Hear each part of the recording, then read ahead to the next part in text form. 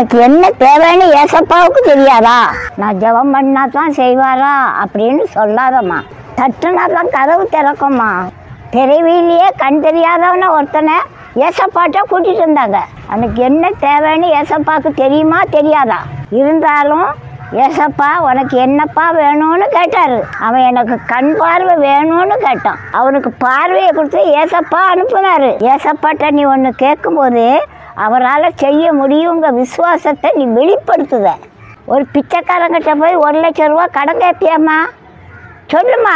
அவனுக்கு பார்வை கொடுத்த இயேசு அவன்கிட்ட என்ன சொன்னார் தெரியுமா?